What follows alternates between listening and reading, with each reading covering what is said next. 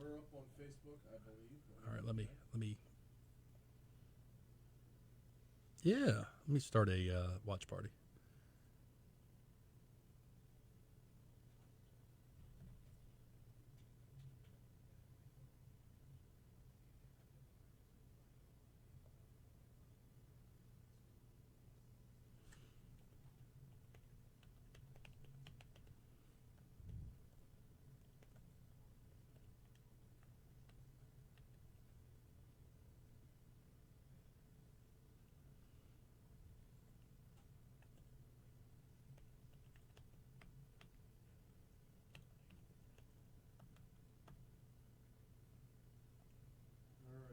All right. Whenever you're ready, man. I am ready. Get it.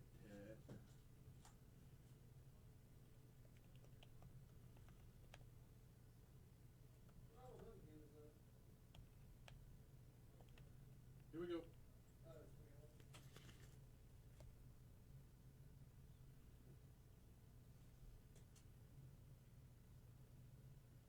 Why am I not hearing it? Because it's not playing, that's why. Hey, Facebook. We're going to be starting in a couple seconds. All right, here we go. Stand by.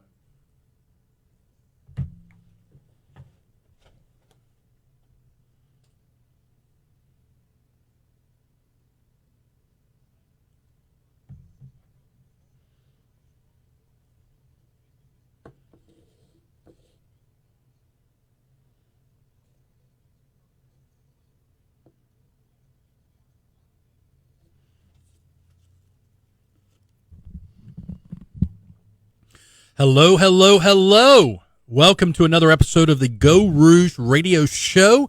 This is episode 24. I'm hanging out with the man behind the magic, Brian Haldane, who's looking stunning with a new haircut. We're doing DIY haircuts these days, so Brian is actually looking pretty darn good. Well, with the way homeschooling's been going, I figured it was time to start teaching the kids a trade, so I'll let my kids get loose on the hair. Hey, man. Trade's a trade. Right. So we've got a great episode lined up for today. We've got Aimee Broussard from So You Care, a great mask initiative. She's going to join us as our first guest. We've got Chris Meyer from New Schools of Baton Rouge giving us an update of what's going on with education. And in the second half, we've got something a little different. I don't know if you've been keeping up with business interruption insurance. A whole bunch of businesses have a whole bunch of questions about this. One of our show sponsors, John Smith from the Smith Shanklin Sosa Law Office, is going to come and talk to me a little bit about business interruption. We're going to talk about everything you need to know. It'll be a good appetizer. And then from there, you'll be able to get more information directly from the law firm. So let's kick things off. The Geaux Rouge Show is brought to you by the following sponsors: Breck, the Louisiana Tech Park, the Borkhardt Law Firm, Smith Shanklin Sosa Law Offices, Sullivan's, and Gulf Coast Title. That's our newest sponsor. Welcome them on board. So we got a couple of updates before we get to Aimee. We did a blood drive this last week at Sullivan's. Very, very successful. We had 30 people come out, 25 donors. It was very, very socially responsible. They screened us. They checked iron. They checked vitals. Very, very, very thankful for Our Lady of the Lake doing that. Thankful to everybody who came out and donated. And more importantly, thank you to Sullivan's for hosting that event. Brian, I think we're going to do another blood drive in the near future. I'm kind of trying to wait until we get more information about the platelet donations as a convalescence treatment. Plasma. I'm sorry. I said platelets. Plasma as a convalescence treatment. That actually was the thing I got the most questions about. Yeah. I had people calling in asking me, hey, I want to give plasma. Is that fine? We're not there yet. So when we get there, we'll certainly do a plasma drive. Additionally, before we jump to Aimee, I want to talk about a webinar that we have Friday at 11:30 on the Geaux Rouge page. It's April 24th, mental health and COVID-19.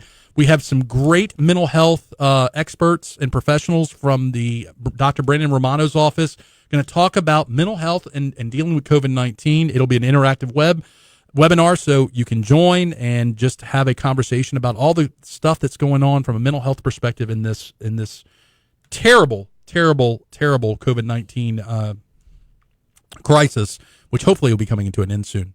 Lastly, this afternoon, 2:30, I'm going to get a serving of Adam Knapp from BRAC.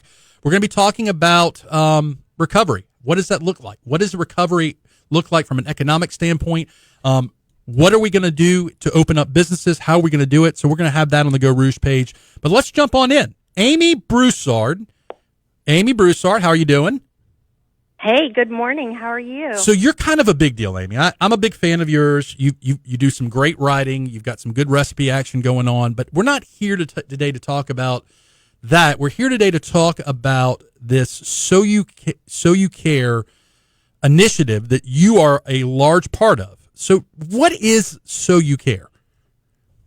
So You Care is a nationwide movement that was established, only probably about 5 or 6 weeks ago to hand make the cloth masks that are so desperately needed in the medical community, first responders, immune-compromised community. Right. And so while the group is nationwide, I think today actually marks the 1 month mark from where the nationwide movement broke down into smaller chapters, is what we call them, to sort of serve as the critical missing link between the people requesting the masks and the people making them in their local communities. And so I serve as the Baton Rouge team captain, if you will. How did you get another partner? How did you get involved? How did you get involved in this? Like, did you just see it and jump in feet first, or like? No. So what happened was, Joanne Fabrics sent out an email that they were going to provide mask making kits. And so you could pick up a kit, you could make a mask, and then you could donate it to a facility. All right. Our local Joann's ran out of elastic within the first 3 hours, and so they were never providing the kits. But I saw the email, and I was like, well, how hard is it to make a mask? I have a friend whose daughter is a SICU nurse in Alexandria. She was being asked to wear her N95 for a week-long span, conserving it, putting it in a paper bag overnight, and then sterilizing it to try to keep the need from going through the N95. Right. And so I made 10, put it on Facebook and was like, I'm sending these to my friend for her SICU team. And then another friend invited me to the So You Care Facebook group. That's how I found out about it. Which has invited me to the group. Which has over 5,000 group members. Yeah. And so I joined the group pretty quietly. And while I was continuing to make the masks for pretty much just like my friends or family members, my sister-in-law is a nurse in New Orleans at Jeff. And so, so anyway, it has grown exponentially because what was happening is you have these, and you didn't ask me this question. I'm sort of just like leading. But I know. It's as an attorney. As an attorney, I love it that someone is actually doing the answering of the questions and asking their own questions. Yeah. But keep going. But how I got involved locally was I noticed that you have, so the desperate need is obviously people who sew, right? I am maybe not the most common demographic for that. But what I was noticing is that the ladies who can sew circles around me and who were making masks were most found in the Nextdoor app, okay? They're ladies that are members of quilting groups. And so when they also saw the challenge from Joanne Fabrics, they're making masks, cranking out masks, but they have nowhere to send them to. Right. And they're not going to leave their homes to go deliver to the hospitals or the nursing homes requesting the masks. They just want to sew.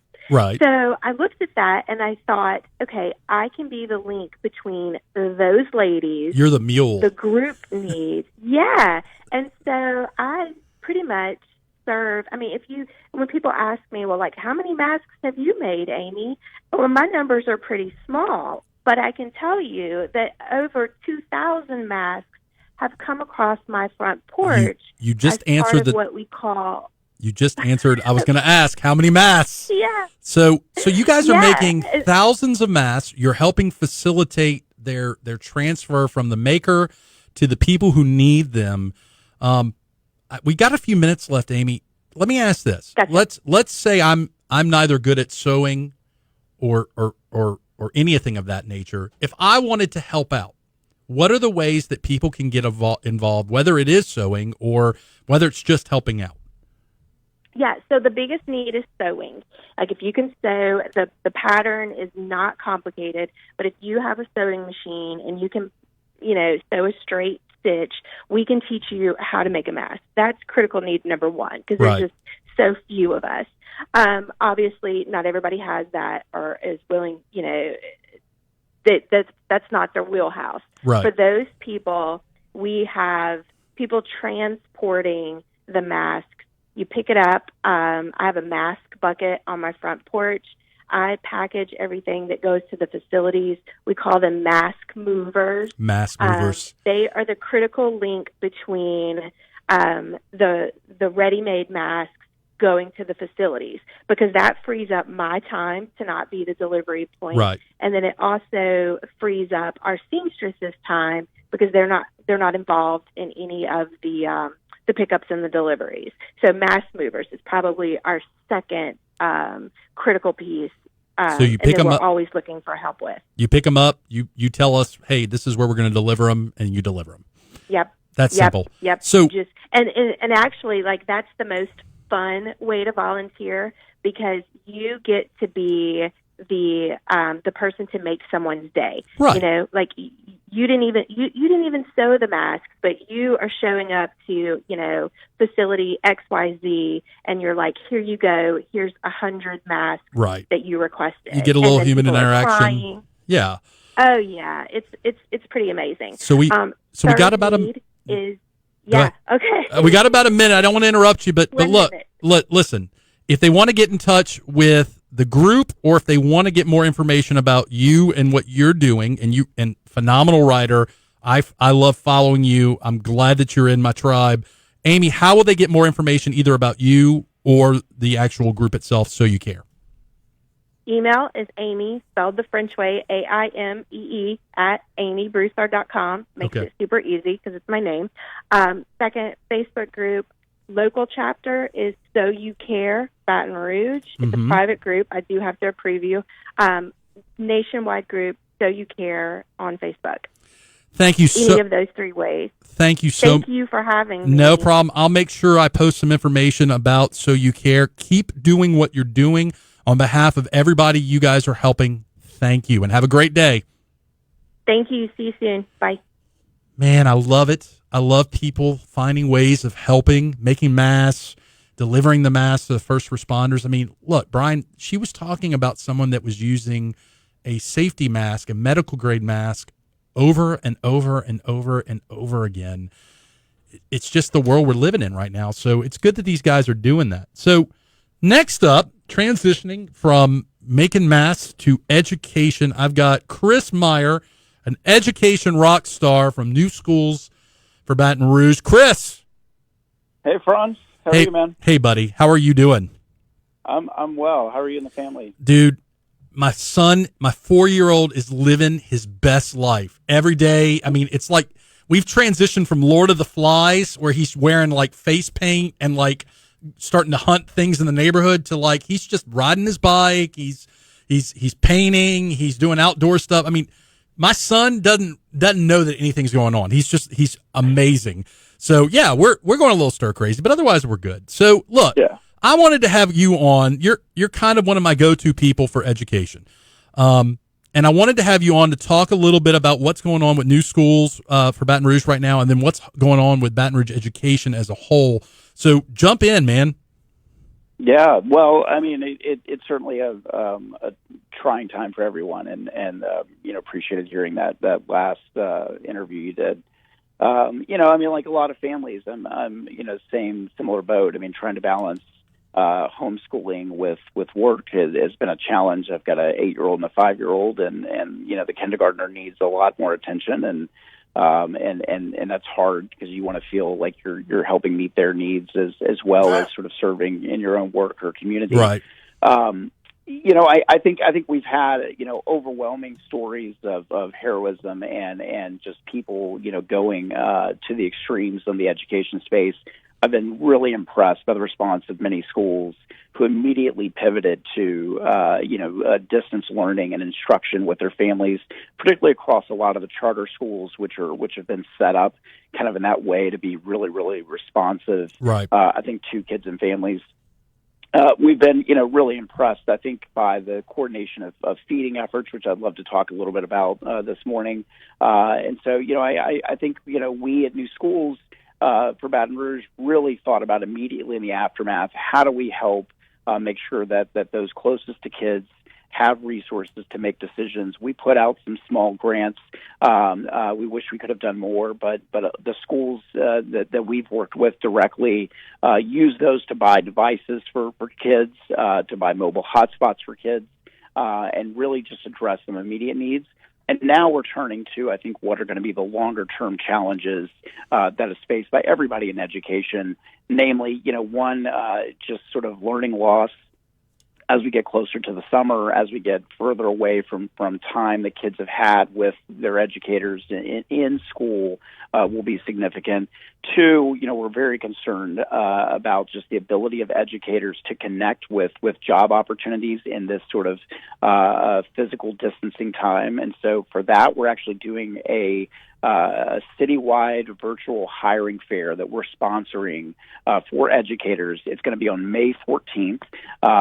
People can find information on our website, newschoolsbr.org, about that virtual hiring fair. Everyone's invited. This is charter schools, traditional public schools, Right. private schools, and so all school partners and other kind of educator training organizations will have basically booths in this virtual hiring fair to connect educators. So that's an area we're also concerned with. Talk a little bit about feeding kids. It didn't occur to me that was a huge issue until we started the crisis. A lot of kids, the way they eat is at school. Yeah. So what's going on with the feeding efforts? Yeah, well, at first, I think we had a lot of schools stepping up. The district, BREC, and their kind of park service does a lot of summer feeding programs. There's a group called the 3 O'Clock Project that has worked with them historically. They were feeding. And then you had, about a dozen charter schools that were also feeding. And, for most families, it worked initially because you could go to the school site you'd always gone to and pick up a hot meal. As time went on, schools began to get concerned about a lot of their maybe service staff. A lot of them may be more vulnerable or at risk. And so you saw schools begin to cut back on the number of meals, even the types of meals being provided. So we just saw this gap where families that may have relied on their own school to get access to food each day or for the week may now not have that. So we've actually partnered together with a lot of community organizations, the Baton Rouge Area Foundation, EBR Schools, a dozen charter schools, the 3 O'Clock Project, and many others to create a website, feedingbrkids.org. On this website, that's feedingbrkids.org. On this site, you can type in your address, find the nearest locations that are feeding. You can find out whether that site is offering a hot meal that day or, say, shelf-stable meals, which are really canned goods that can be reused over the week. And, again, we're promoting this on behalf of all the partners who are doing feeding. And this will be going on through the summer, through at least July, just as we've now physically closed school sites. So it's really, really important, I think, in a kind of decentralized community where you have so many school options that we have to think about these kind of system level answers to even things as simple as food, Right. because things are changing so fast for families. Feedingbrkids.org. What is the website again for the citywide virtual hiring fair? Or Yeah, people link? can get information on our website, newschoolsbr.org, and you can find information there on the virtual hiring fair. So I want to talk a little bit, if you're comfortable, we got a few minutes left. I want to talk a little bit about forecasting for next year.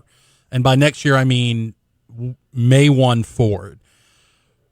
I get that online learning, remote learning is going to be something that we all have to embrace. Additionally, I guess what I'm getting at is when I say forecasting, I mean, what are you guys getting ready for?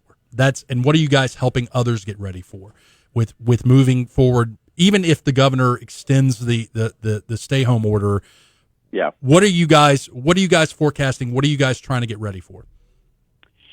Look, I think we all need to be ready for an environment where we may go in and out of school. Right. And that could be something that happens on a school-by-school basis. It could be a parish-wide basis, could be a statewide basis. We just don't know. And for those of us, obviously, being South Louisianans, we're very used to this idea of resiliency and, right. and why we weren't more prepared for physically being distant from our campuses, I think is something that we don't want to be caught in this situation again. So what we're doing is with a set of schools that we specifically have worked to help start and help grow in the community, we have put them into a fellowship and a process where each of them are developing much more robust distance learning plans. They've all reacted with something in this immediate time period, but we want to say, now that you're going to have another couple of months to work on a plan and be more thoughtful about your plan, and you've already had some trial and error with the distance learning you've pushed out, how do we build a robust distance learning plan that combines online learning, combines kind of, paper learning, combines maybe even the world where you're in school 1 week, but not the next week. Right. And so our schools are going through a cohort of that. We've got some webinars we'll be publicizing soon where we'll invite everyone in the city, all types of schools, to be involved in those things, and really encouraging everyone to have a kind of plan that works for them. I think it's best on a school-by-school basis because they know their kids and family best. They know how to kind of respond to that. But I think that's the world we need to get ready for, and I think, really forward-thinking system leaders are putting those kind of plans and practices in place now so we get to next year. And then the final thing I'd say on that is we as a community need to be advocating for universal broadband access. I feel like we're making a lot of headway on the feeding side, but it should not be the case in 2020 that our families can't have reliable access, particularly when we think a new normal may be this in and out of school. All of our kids need to have connected devices, reliable internet in their homes. And I'm hopeful we can come to some common solutions, some system-level solutions on that, particularly with the federal stimulus dollars we've gotten. I was just about to ask you, with regard to the broadband access, whether it's a device or whether it's the actual Wi-Fi, what kind of need are we looking at? I'm not tone deaf to the fact that I don't necessarily live at the bottom of the poverty level. So, I take for granted sometimes Wi-Fi, internet, devices, but there has to be a huge need for this stuff. Yeah. We've heard as high as 40%, and it's probably not a surprise to any of our listeners. In what parts of the city is access, most at risk. The good news is the state and schools and school systems can already use federal dollars that will be recurring each year to pay for devices. To, instead of equipping kids in the future with, physical textbooks, we could equip every kid with a Chromebook. So it's not the devices that I'm worried about. You're worried about the short term I'm worried about the broadband. And I think that's where, with, some of the federal stimulus dollars we just received, I think education leaders, BESI leaders at the state, working with the governor and the legislature, ought to put in place an ability to connect broadband to every community in this state.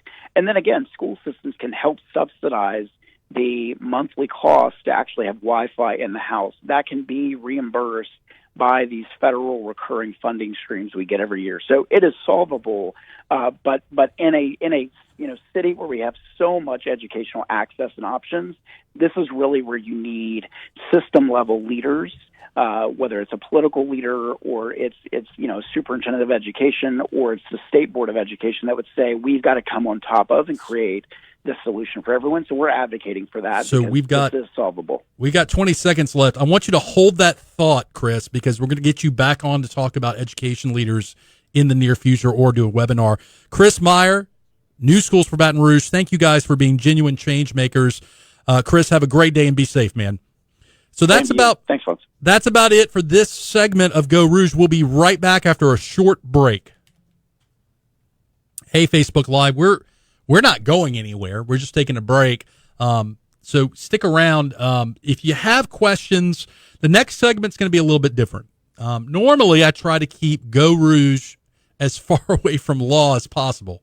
In fact, when we started the Geaux Rouge show, Brian Haldane and I had a long conversation about how I did not want this show to be law-related. But with everything that's going on, in an effort to try to connect you guys with solutions to the real problems that we're facing, one of the things that I thought would be very valuable to business owners, to entrepreneurs, is a conversation about business interruption, policies, insurance, and it just so happened to be that John Smith, who's a good friend, a sponsor of the show, is focusing his efforts in this. So I thought, man, it'd be a good opportunity to have a brief conversation about some legal issues that are facing our community and the community at large and other communities with someone who's actually working on this as a legal issue. So that is why we're going to have John Smith on. And John's just a great guy, too, so it doesn't hurt to have him on the show. We appreciate them sponsoring. So, yeah.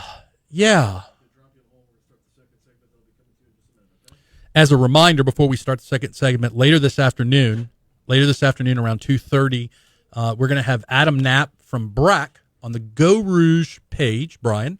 Adam's going to talk about what recovery looks like a plan, a scenario. I know you've been having him on your show. Yeah, we talked about it this morning, Yeah. and I love how he's got all his ducks in a row, and B knows what lane he's in, and he's staying in it to maximize it. Yeah, so I'm looking forward to having a conversation with him. It's going to be a brief one, about 30 minutes. I only get 30 minutes with him. But That's twice what I get. Dude, it's like a good wine. You want to drink the whole bottle. So anyways, we're about to start the second half, so don't go anywhere, guys.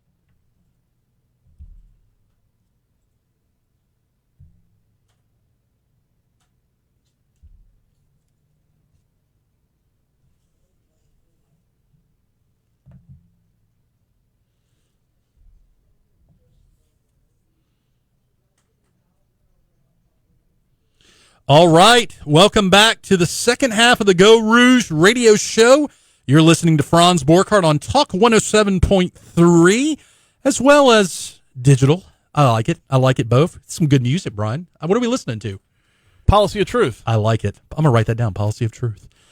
So, for this half, we've got a special guest. We're breaking our norm. We're going to have a little bit of a conversation with John Smith from the Smith Shanklin Sosa law firm about business interruption insurance. John, don't say anything yet because I gotta thank our sponsors first before we have a conversation.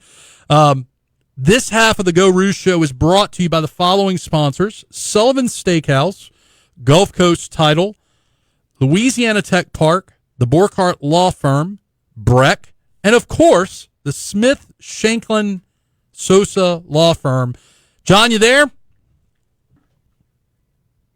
John. Yes, I'm here. All right, brother. Look, I appreciate you giving time out of your valuable day to talk about something that's very, very important to me, both as a lawyer as well as an entrepreneur: business interruption insurance. So as an intro, John, tell the folks out there a little bit about yourself. Well, I practice in Baton Rouge, have done so for 26 plus years. I practice with Loren Shanklin and Alicia Sosa, Smith Shanklin Law Firm. Yep. Smith Shanklin Sosa Law Firm in Baton Rouge. So my primary focus is personal injury and business litigation. And relevant to our discussions today, I've spent my entire career interpreting and arguing policy language and policy exclusion. So I think that's gonna help. Absolutely help us analyze this. So when this crisis started, you and I talked about this being an issue that we could both forecast being critical to business owners and Baton Rouge community. So let's jump on in. Business interruption insurance. What is it, and who normally has it? Okay. Business interruption insurance just generally applies to businesses' losses, loss of revenue due to a specified triggering event that's within the policy. It's generally not a standalone policy. It's generally attached to a business operations policy, a CGL, or something like that. It's an add-on, Franz. Right. It's a rider that you have to pay for, and you're going to have some language in the policy that describes the coverage. So you're in normal world. You have this insurance, and a pandemic happens. Let's start with the nitty-gritty. Do most policies that cross your desk these days, do they reference pandemics? Do they reference these kind of international disasters, or do they exclude them? Well, generally they don't include any pandemic language at all. They might include language relative to bacteria, infections, or even viruses. Okay. But you don't usually see the term pandemic in a policy as an exclusion or as a triggering event in coverage. Okay. So what do they normally say about bacteria and viruses? Well, they normally say, depending, of course, look, the caveat here is that every policy is different. Sure, there's some general language set forth by the ISO and language that's in policies generically, but every policy is different. So, for instance, I've reviewed several policies that specifically exclude any bacterial infections that cause a business interruption. I've seen policies that include both bacteria and virus, and I've seen policies that don't reference either one of them. So it's just very policy dependent, Ron. So if you're a business owner and you have this policy, if you're sitting there and you contact, and this is what I want to get to, John, and you contact the insurance, and I'm not making an indictment on insurance companies. That's not this episode. You call your insurance company and you make a claim, and they tell you, yeah, we're not honoring that, or that's not covered by your policy. Are you poop out of luck at that point, or are there other options for you? Well, there are other options for you. Sure. and I would encourage anyone who receives a denial letter to get a second opinion from someone who knows, how to interpret their particular policy. But just across the board, what we're seeing is a general denial, if you will.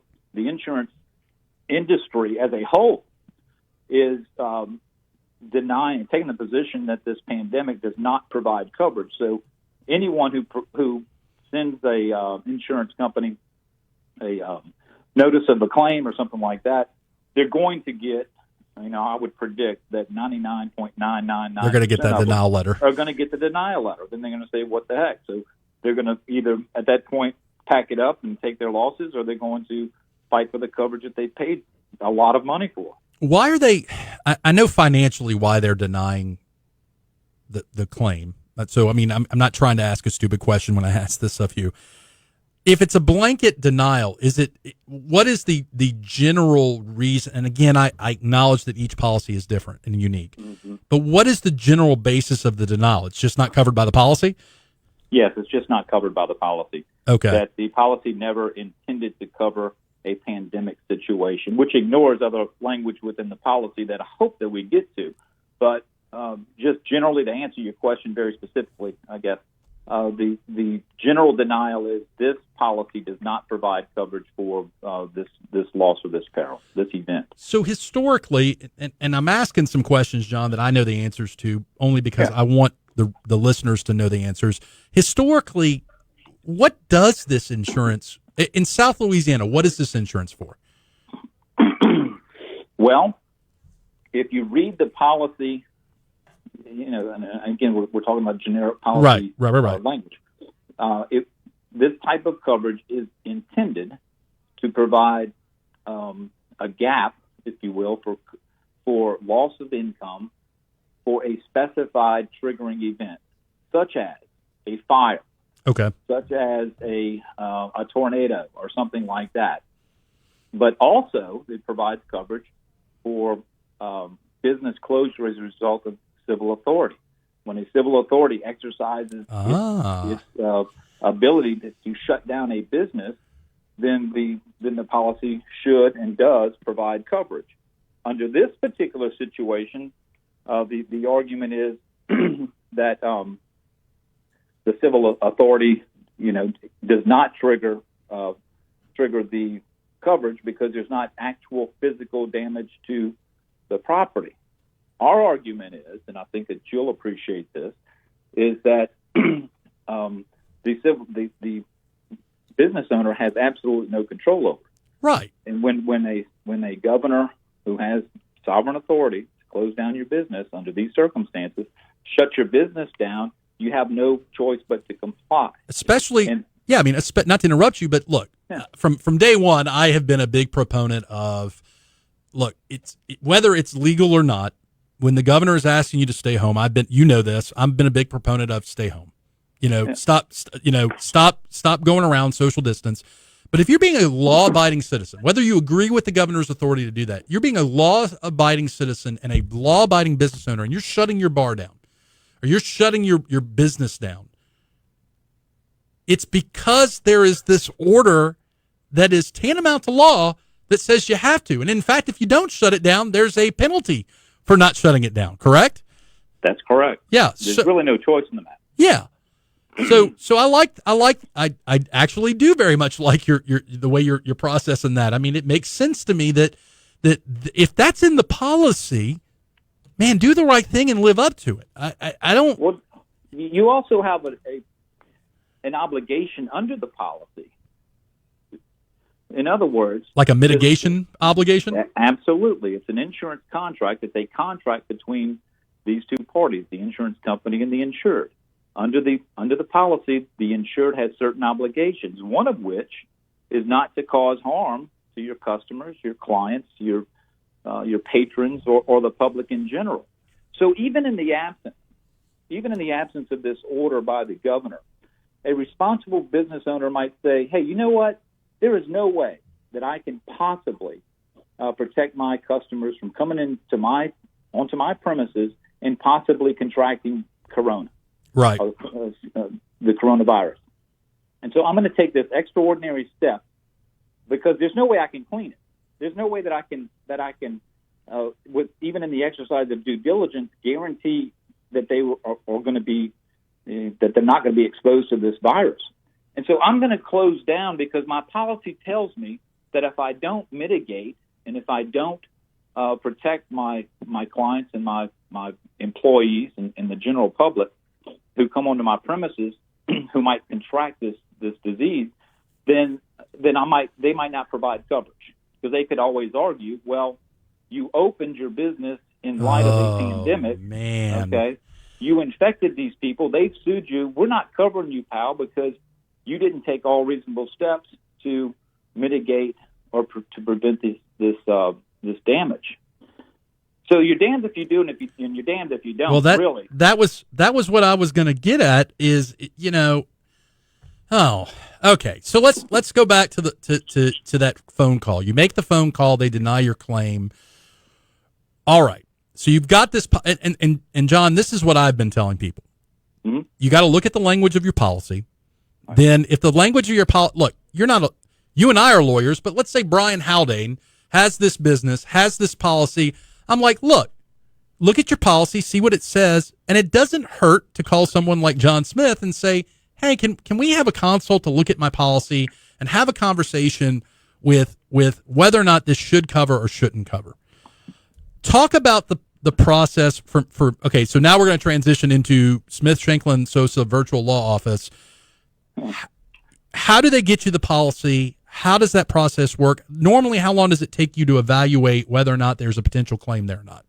Well, to get the policy over to us, I mean, you can email it to me or drop it off at my office, right? And leave it at the front desk. Although we are practicing social distancing, I do have a skeleton crew at my office Sure. to handle things. I mean, life goes on. But they can get the policy over to me, and I've been reviewing policies in a couple of hours. Now, look, I can't do that in every single case, particularly if I'm inundated with many policies. But it doesn't take long because I know what I'm looking for. But here I want to make this point. I know we don't have a lot of time. Let me tell you something, buddy. You got 10 minutes. So you're doing great. Well, this is. I've been harping on this. I've been harping on this a lot, probably too much, and I'm aggravating some people. But if you're a business owner and you're listening to this right now, you need to pull your policy, and you need to look specifically at your obligations to provide notice to your insurer of a claim or a potential claim. Right. Even if you haven't thought about making a business interruption claim, even if you don't believe in that or you don't want to cause any problems with your insurance company or whatever right now, we don't know how long this is going to last. Right. So if it lasts another month or 2 months or 3 months, your attitude might change a little bit. Your attitude might particularly change if some courts out there find that there is coverage that you might be doubting right now because you've read your policy or because you have gotten a denial letter from an insurance company. Read those notice requirements because general knowledge of an event, in this case a pandemic, does not always suffice for notice under a policy. And it would be shameful if you had coverage, but an insurance company was able to make the argument, you didn't provide us notice. And you say, well, hey, everybody knew about it. Well, look at your policy. It says you will provide specific notice of a claim or a potential claim, not just because I want your money right now, because I might have a claim in the future. It's a very important aspect of this, and it's being overlooked. So I'm gonna harp on what you're saying, because whether it's a lease agreement, whether it's a contract, whether it's an insurance policy, I keep telling people a contract, a policy between you and an insurance company, or a lease between you and a lessor, is the contract is the law between you guys.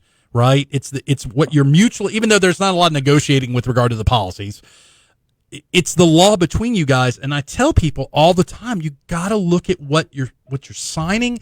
And then more importantly, you got to follow the steps that are described in the actual contract or policy to make sure you're covered. Now, let's go another layer to this. And again, we're going to acknowledge that every policy is unique, different. What is the notice requirements that you're generally seeing with insurance companies for business interruption insurance? What is generally required? Is it a phone call? Is it a letter? What generally is required from the policyholder? Well, understanding that you have to follow the specifics in the policy. Yeah. Here's where I'm going to advise people. Sure. Don't call someone and have a dispute over whether or not you made the phone call and who you talked to and whether you talked to the right person. Put it in writing, even if it's an email that you can save and you can prove that it was sent and received by the receiving party. Send it in writing. That's the only way to make sure that you provided specific notice under the terms of the policy. In terms of time limits, it's all over the board. Right. It's within a reasonable amount of time. It's within a certain number of days. It's within a certain number of months. It's all over the place. But the one clear requirement under every policy is that you provide the insurer with notice of a claim or a possible claim. Right. So I don't want people to get trapped later on thinking that this, because everybody knows about this thing, that surely an insurance company is not going to hold that against me.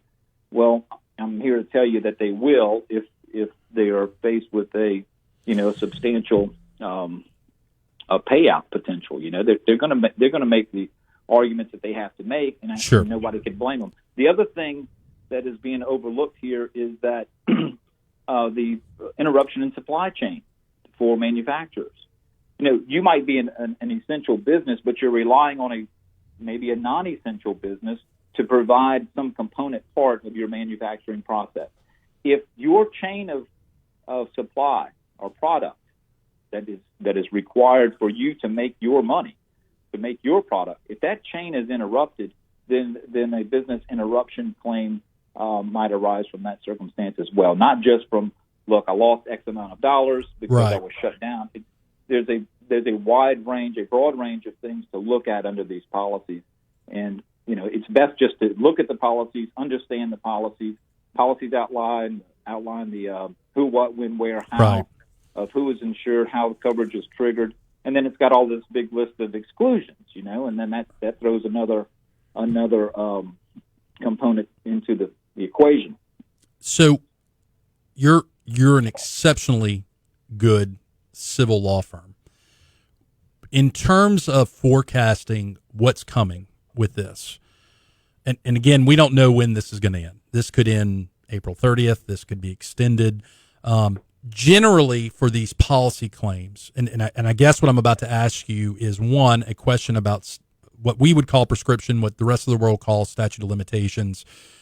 If you have to file suit over an insurance policy issue like this, generally, unless the policy says differently, what is your normal statute of limitations for the listeners? The normal statute of limitations, the fallback, yes, the old reliable, is 1 year. Okay.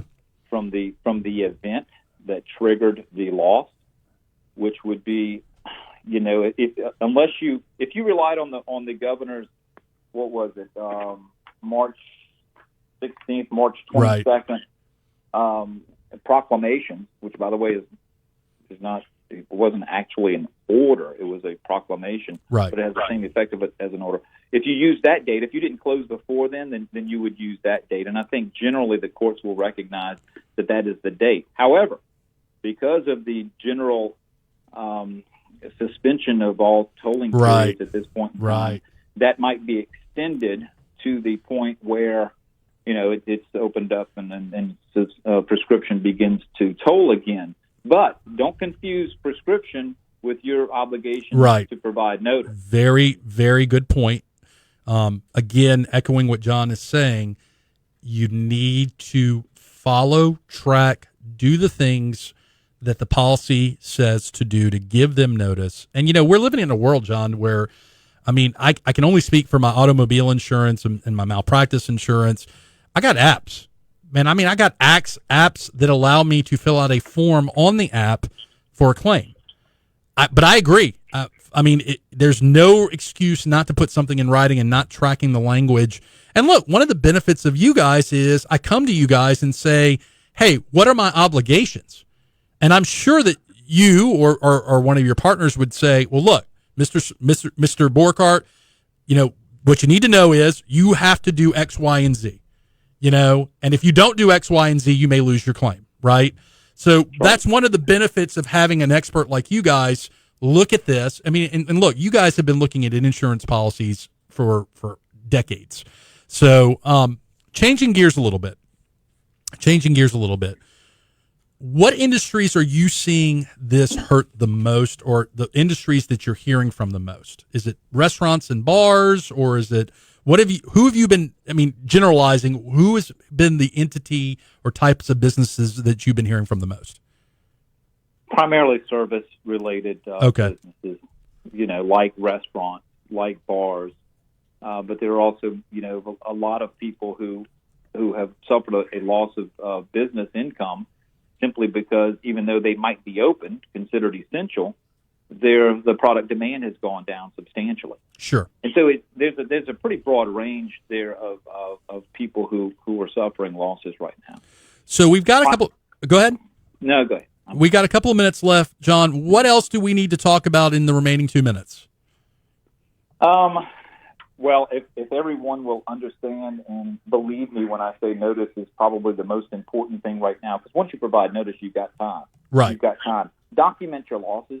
That sounds easy, and you probably will anyway. But make sure that you, if you have any interest at all in protecting your rights or enforcing the terms of your policy, keep some records. Keep sure. Contemporary records of what's going on. And why you can't do this, that, or the other thing, other than the obvious. You're just closed because of the proclamations. But maybe there's some other reason why you're closed. I always tell people make your lawyer's life easy. Document, and have things ready that can prove your losses. So we're talking to John Smith from the Smith Shanklin Sosa law firm. Last thing for you, John. Last thing, real quick. Where can they get more information about you and your firm? Smith Shanklin Sosa.com. We also have, you can find us at Go To Law. I was about to say, gotolaw.com. Go To Law. So, GAUX, the number 2 law. Or call us at 225-223-6333. I've got, I get messages every day, and I return calls very quickly. So we're easy to get in touch with. So, John, thank you very much for taking time out of your busy day to have this conversation with the listeners. We'll post this up. This is something that's very important to businesses. They need to be aware of their rights under the policies.